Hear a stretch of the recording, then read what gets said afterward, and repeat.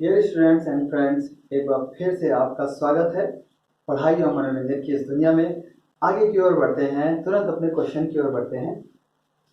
क्वेटा संस्कृति, last video मैंने यहीं पर छोड़ा था। क्या क्या उसमें काम था कि बेटा कहीं मत जा, हमारी नाली में ही कुल्ली कर ले। क्वेटा, आमरीनाल और क्वेटा, आमरीनाल और तीसरी क्या थी? कुल्ली। कुल्ली, ठीक। तो अब इसमें आया कि क्वेटा संस्कृति जो थी, क्वेटा संस्कृति मृदभान की प्रमुख विशेषताएं क्या है? मुख्य विशेषता क्वेटा संस्कृति की। तो क्वेटा संस्कृति के जो मृदभांड है उनकी प्रमुख विशेषता है गुलाबी रंगीय सफेद रंग के मृदभांड जिन पर काले रंग से ज्यामितीय चित्र कराया जाता है।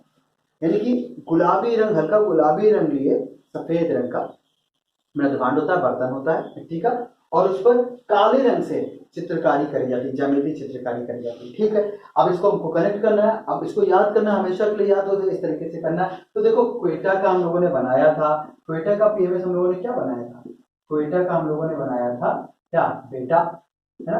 क्वेटा का हम लोगों ने क्या बनाया? क्वेटा का बनेगा बेटा, बनाया क्या था? बनेगा क्वेटा, क्वेटा से सीधे बेटा, बेटा बेटा ही बन के निकल के आएगा। उसमें अभी निकालोगे, कोशिश करोगे क्या बनेगा, तो यही निकल करके आएगा। इसमें सबसे बड़ी बात यह है कि याद कहाँ करना है, याद हो जाता है क्योंकि क्वेश्चन आंसर दोनों सामने है। हम तो लिंकिंग का काम कर रहे हैं, लिंकिंग एंड विजुअलाइजेशन। पिक्चर देख लेंगे, लिंक करके पिक्चर हमारी बन जाएगी, हमको याद हो जाएगा, ठीक है। तो क्वेटा संस्कृति मृदभांड की विशेषता देखनी थी। अब क्वेटा अर्थात बेटा, बेटा की क्या विशेषता आपको दिखती है? आपको तो अपने बेटे की यही विशेषता दिखती है ना कि वो एकदम गुलाबी गुलाबी सा है।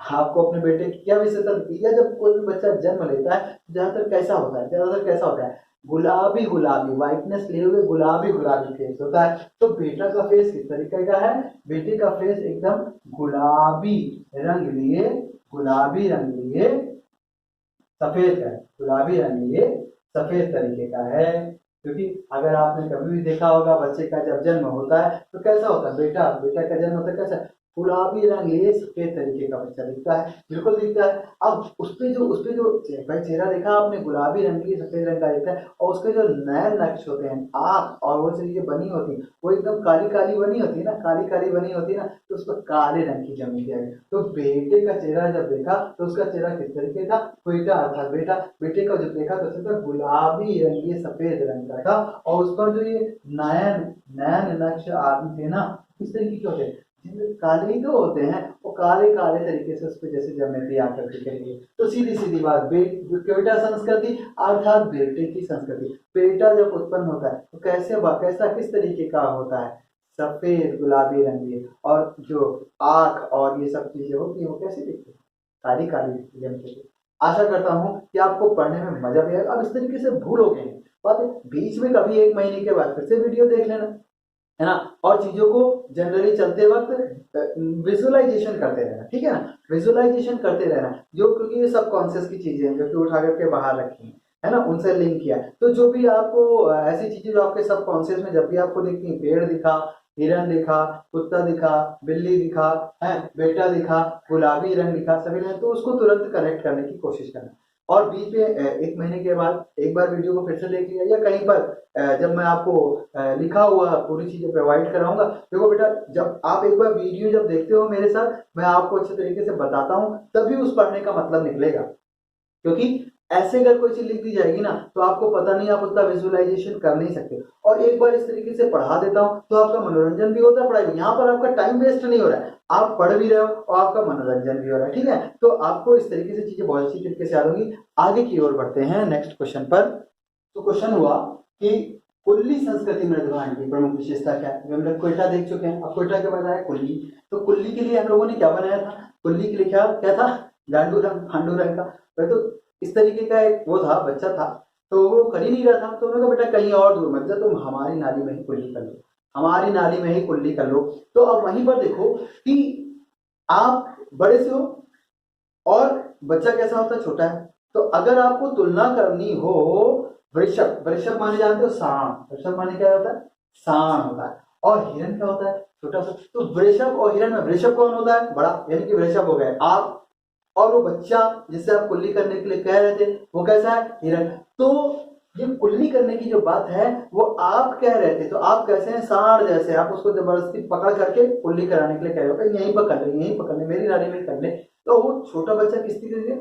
हिरन के जैसा है। अब हमको तो जोड़ना है, ऐसे आप पढ़ते तो नहीं, लेकिन अब आपको जो चीजें बताई ना उससे आप एक इमेजिनेशन कर लो कि आप किसी बच्चे को जबरदस्ती नाली में अपने कुल्ली खिला रहे हो, आप सांड जैसे हो, बच्चा हिरन जैसा है। बस एक बार इसका चित्र देख लो और जब भी आएगा तो क्वेश्चन लिखा होगा, आंसर भी लिखा होगा, आपको केवल रिलेट ही तो करना, और आप लिंक तो बना ही चुके हो और पिक्चर भी देख चुके हो। तो जब लिंक बन चुका है, पिक्चर देख चुके हो, तो वहां पर अपने आप याद आएगा। बीच में एक बार जाने के पहले रिवीजन ऐसे मान लेना। इसको तो रिवीजन में भी एक ही बार रिवाइज करना पड़ता है, बार बार रिवाइज भी नहीं करना है। एक बार देखोगे तो जितना मनोरंजन तरीके से देखोगे ना, तुरंत कट से निकल करके आएगा।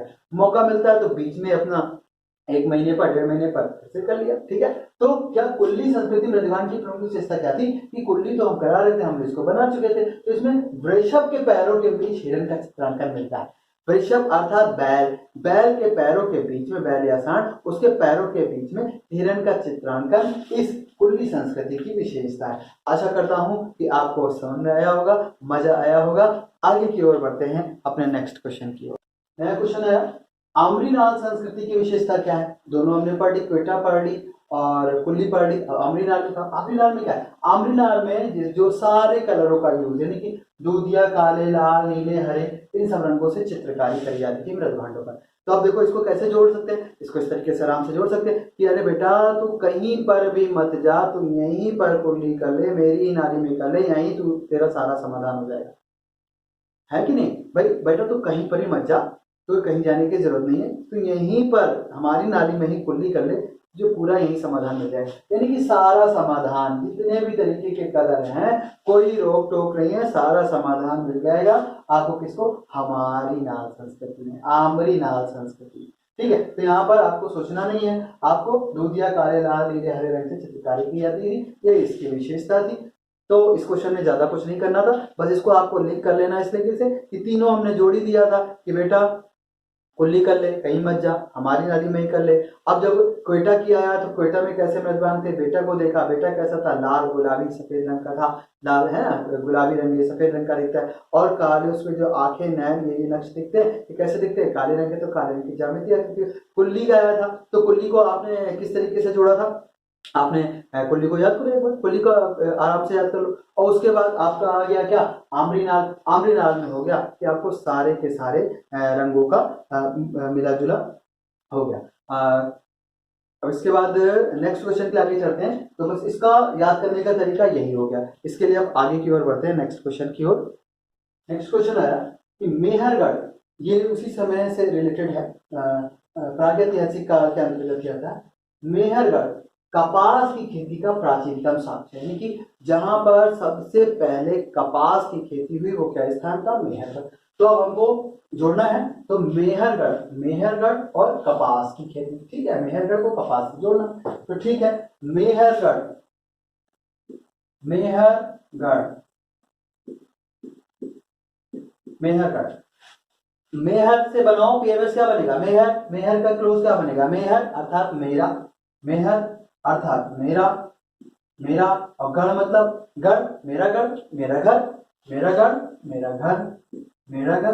क्योंकि अब देखो हमको तो यही करना है कि हमको याद नहीं करना है, हमको तो बस इस तरीके से लिंक करना है कि अभी हमने क्वेश्चन देखा कि भाई मेहरगढ़ किस लिए प्रसिद्ध है, आंसर कपा उसमें होगा, ऑप्शन में होगा, डिस्क्रिप्टिव भी लिखना होगा, तभी कोई बात नहीं। मेहरगढ़ से हमने शुरू किया, हम यहाँ पर से लिंक बनाना शुरू करते हैं, विजुअलाइज करते रहते हैं और आंसर तक का लिंक बना लेते हैं। तो मेहरगढ़ अर्थात मेरा घर। तो किसी ने पूछा कि भाई तुम्हारा घर कहाँ है, तुम्हारे दोस्त ने कहा कि तुम्हारा घर कहाँ है, मेरा घर आया, तो क्या क्वेश्चन बनेगा? मेरा घर, मेरा घर ये तो बहुत सुंदर है, या मेरा घर कहाँ है, मेरा घर कैसा है, यही क्वेश्चन तो बनेगा। इसके अलावा क्या क्वेश्चन बनाओगे? मेरा घर, यही जनरल क्वेश्चन, जनरल क्वेश्चन यही बनेगा। अब बहुत उसमें जाओगे तो उससे हमको तो ऐसा क्वेश्चन बनाना है कि जो हमारे को आंसर तक का ले जाए।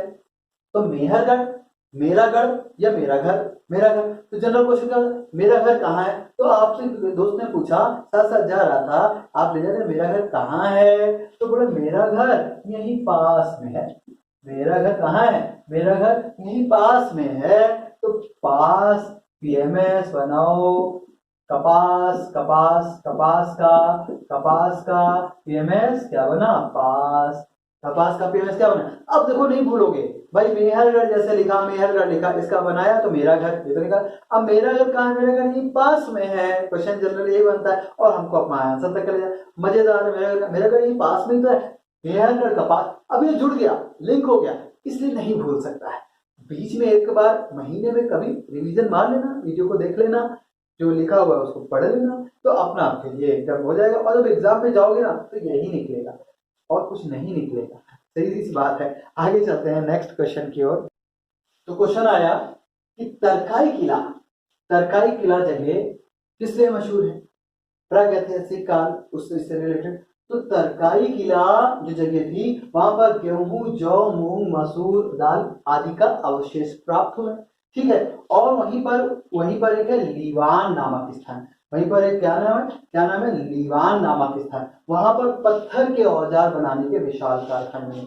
पत्थर के औजार बनाए जाते थे। कहां पर थे? लीवान पे। अब देखो किस तरीके से बेहतरीन तरीके से याद करेंगे, एक सेकंड में चुटकी बजाते हुए याद करें। हमको तो बनाने में समय लगा है, मैंने तो पिक्चर बनाई तो मुझे सालों लगे, आप पिक्चर देख लो केवल थोड़ा समय में। ठीक है। तो देखो तरकाई किला, अब तरकाई से बनाओ, तरकाई तरकाई का पीएमएस बनाओगे तो तरकाई का पीएमएस क्या बनेगा? तरकारी, सीधे बनेगा।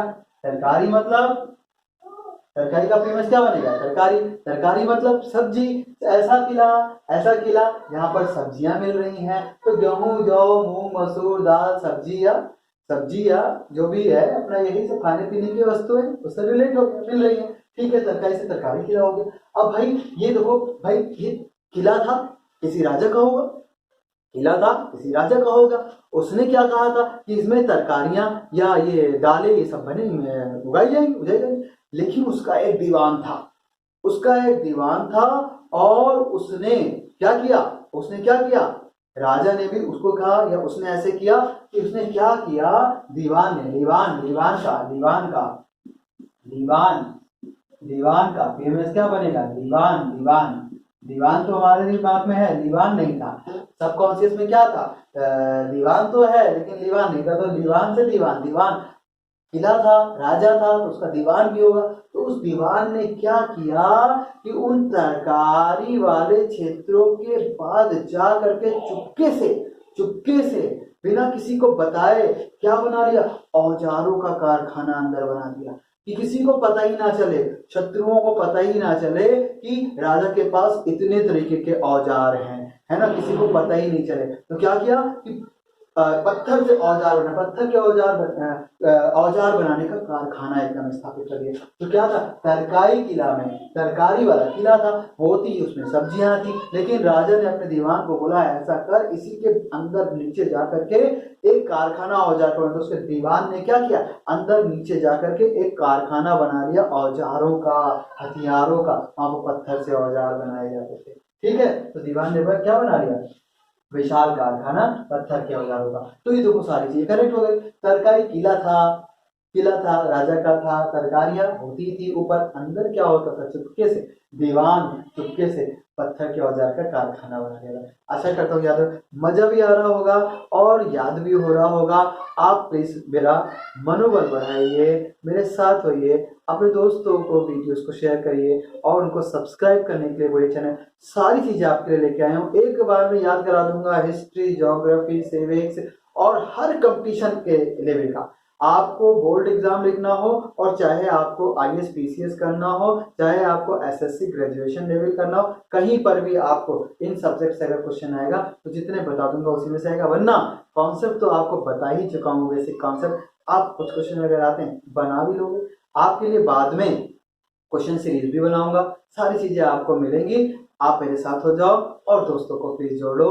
ठीक है, उनको भी सब्सक्राइब करने को बोलो। नेक्स्ट क्वेश्चन पर हम लोग चलते हैं। अब देखिए, गंगा घाटी में धान की खेती का प्राचीनतम प्रमाण कहां से प्राप्त हुआ? लहुरा देव, उत्तर प्रदेश से। अब गंगा की घाटी तो बहुत बड़ी है ना, गंगा की घाटी तो भाई गंगा तो जहां से चलेगा, घाटी घाटी घाटी घाटी। अब गंगा की उस घाटी में जो धान की खेती का जो प्राचीनतम प्रमाण मिला है वो कहां से मिला है? लहुरा देव, उत्तर प्रदेश से मिला है। तो हमको किससे जोड़ना है? गंगा की घाटी में धान, तो गंगा की घाटी में धान तो है ही, लिखा होगा क्वेश्चन में, लिखा होगा भाई, कुछ तो लिखा ही होगा ना क्वेश्चन में भाई कि लहुरा देव किससे प्रसिद्ध है। तो या तो आंसर में आपका ये लिखा होगा गंगा की घाटी में धान, और अगर क्वेश्चन में गंगा की घाटी में धान की खेती का कहाँ है तो ऑप्शन में आंसर में लिखा होगा लहुरा देव कहीं पर। हम दोनों कनेक्ट कर लेते हैं बेहतरीन तरीके से। अब भाई आपने भी देखा होगा कि धान की फसल तो देखी होगी, बहुतों ने देखी होगी, बहुतों के पास खेत होंगे। धान की फसल जब घाटी में हवा चलती है तो क्या कहती है, लहराता रहता है ना, धान एकदम लहराता रहता है, धान ऐसे लहराता रहता है, लहर लहर करता रहता है, लहराता रहता है ना। तो देखो हमारा बेना लहुरा देव, लहराता, लहुरा लहराना, लहुरा लहराना। तो धान, धान क्या करता है, लहराता रहता है। भाई जब वहां पर किसी जगह पर धान की खेती हो रही है और वही उसके लिए उत्तम प्रदेश है, क्योंकि तभी तो वहां पर खेती हो रही है, वहीं पर सारी उत्तम परिस्थितियां उसको प्राप्त हो रही हैं, तभी तो वहां पर खेती हो रही है ना भाई धान की। वरना धान कैसे वहां पर सबसे पहले आता? अगर धान के अनुकूल वातावरण ही नहीं होता, धान के अनुकूल उत्तम वातावरण ही यहाँ पर वहां पर नहीं होता, तो वहां पर धान क्यों उगता भाई? इसीलिए तो क्या हुआ, धान की फसल गंगा की घाटी में लहरा रही है, लहरा देव। कैसे? उत्तम वातावरण के कारण, वहां पर उत्तम वातावरण मिला, उत्तम, उत्तर प्रदेश का उत्तम प्रदेश, उत्तर प्रदेश का क्या, उत्तम प्रदेश। हमको प्रदेश से मतलब नहीं था, हमको उत्तम से मतलब था कि भाई धान अगर कहीं पर प्राचीनतम प्रमाण मिलेगा, सबसे पहले हुआ होगा, तो धान के अनुकूल उत्तम वातावरण वहां पर होगा, तो उत्तम से आ गया उत्तर प्रदेश। और जब वहां पर धान निकलेगा और घाटी है, बढ़िया मौसम है, हवा चलती, तो धान क्या कर रहा है, लहरा रहा है, धान क्या कर रहा है, लहुरा देव, लहुरा देव उत्तर प्रदेश। आशा करता हूँ जरूर आपको समझ में आया होगा, बहुत लंबे समय तक आपके दिमाग में रहने वाला है और सबकॉन्शियस की चीजों से जोड़ा गया है। अगर आप बीच बीच में इसको रिकॉल करोगे तो ये हमेशा के लिए आपके दिमाग में बैठ जाएगा। प्लीज आप इसको शेयर करो और सब्सक्राइब करो चैनल को। आगे बढ़ते हैं। अब देखो क्वेश्चन आया कि भारत में पुरातत्व विभाग की स्थापना कब हुई और किसने करी। इंपॉर्टेंट क्वेश्चन है। अब हम लोग इस पहले चैप्टर प्रागैतिहासिक काल के लास्ट पर आ चुके हैं, ठीक है। ये है क्वेश्चन, इसके बाद नया चैप्टर शुरू होगा नए वीडियो के साथ। तो भारत में पुरातत्व विभाग की स्थापना कब हुई, किसने की। अब पुरातत्व विभाग के बारे में तो जानते हो, पुरातत्व, पुरातत्व अर्थात पुराने तत्वों का विभाग, पुराने तत्वों से रिलेटेड विभाग। तो भारत में जानते हो भाई, पुराने तत्वों को हमको आंसर जोड़ना है अपना। तो पुराने तत्वों के विभाग इस क्या दूंगा, गवर्नमेंट कहती है क्या इसके लिए मैं पैसा दूंगा, क्या फुलिश प्रकार की चीजें हैं। पुराने तत्वों को जोड़ना है, पुराने तत्वों को रखना है, ये फुलिश तरीके की, एकदम पागलपन तरीके, बेवकूफी का प्रश्न, बेवकूफी की चीज है। इस विभाग के लिए नहीं, इसलिए बहुत देर में हुई इसकी स्थापना, इसके लिए इसकी स्थापना बहुत देर में, देखो 1856 में जाकर के स्थापना, 1856 में जाकर के स्थापना हुई, क्योंकि गवर्नमेंट पैसा नहीं दे रही। क्या करेंगे, पुराने तत्व की स्थापना, इसके लिए क्या विभाग बनाना, क्या विभाग बनाना, नहीं बनाना, फुलिश है, एकदम फुलिश टाइप है। क्यों बार बार इस पर जोर दे रहा हूँ, हमको आंसर तक का पहुंचना है, लिंक बनाना है, पिक्चर बनानी है। तो भाई पुरातत्व, पुराने तत्व, और भारत में कह रहे ना, भारत में, तो भारत में पुराने तत्वों की स्थापना का अगर कोई विभाग बनाना है तो गवर्नमेंट पैसा कहाँ देगी, क्या कि फुलिश चीज है, बेकार चीज है, ये तो कहेंगे फुलिश चीज है। कैसे फुलिश चीज है भाई, देखो वन तो हमारा साइलेंट रहता है, वन का तो बनाना नहीं होता है। अब आप जाओगे पहले, हमारा पहले वाले इंट्रोडक्शन वाले वीडियो पे जाओगे तो वहां पर ये आपको मेथड दिया गया है कि आप किस तरीके से नंबर से पिक्चर बनाते हो, नंबर से पिक्चर बनाने का मेथड, ठीक है। तो 8 का क्या था, 8 का था बी और एफ, 5 का क्या था, 5 का क्या था एल, 5 का क्या था एल, और 6 का क्या था, 6 का था जी जे सी एच या फिर एच एच, जी जे सी एच और एच एच। तो हमने बना लिया, क्योंकि भाई देखो इस तरीके से हम जोड़ते हैं तो हमारी पिक्चर कंप्लीट हो रही थी, और पिक्चर इंटरटेनिंग भी थी, जो कि हमको हमेशा के लिए याद रहे। तो एफ, यहां से देखो एफ मिल गया, और वावेल लगाते हैं क्योंकि मीनिंगफुल पिक्चर बनानी, मीनिंगफुल वर्ड बनाना है, तो वावेल का कोई नंबर तो होता नहीं, तो एफ डबल ओ, यहां से ले लिया एल, और फिर आई वावेल लगा दिया, और फिर यहां से ले लिया क्या एस एच।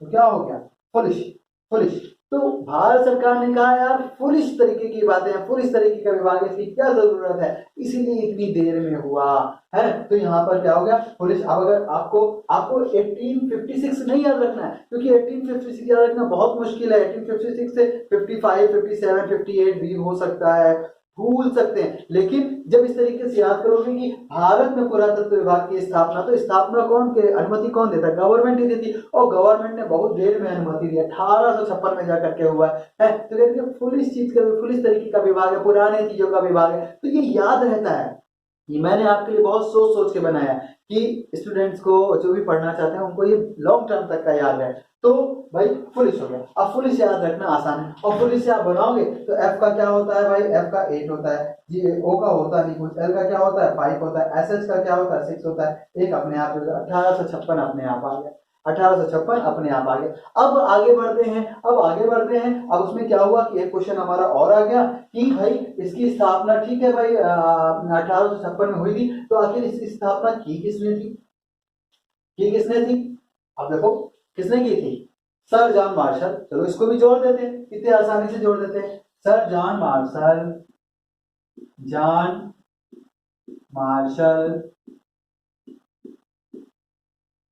जान से क्या बनेगा, जान, जान जान का मतलब ये जो जान है शरीर है जान का जान ही रहेगा, जान का जान ही रहेगा। और मार्शल से आप बनाओ मशाल, क्या बना, मशाल।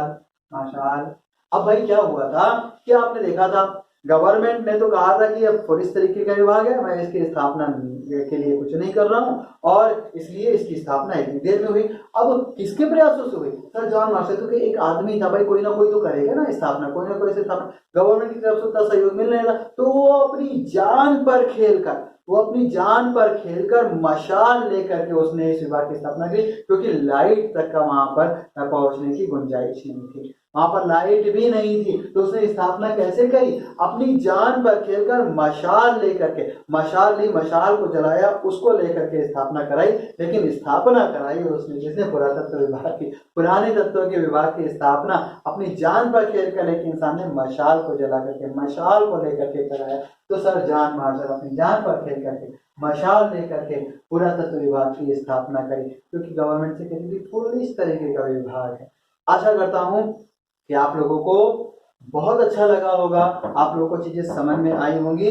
और अब आपसे मैं अनुमति यहाँ पर पहले चैप्टर प्रागैतिहासिक काल को लेता हूँ। अब नेक्स्ट चैप्टर की सीरीज शुरू होगी, वीडियो शुरू होंगे, नेक्स्ट चैप्टर को हम लोग लेकर के आएंगे।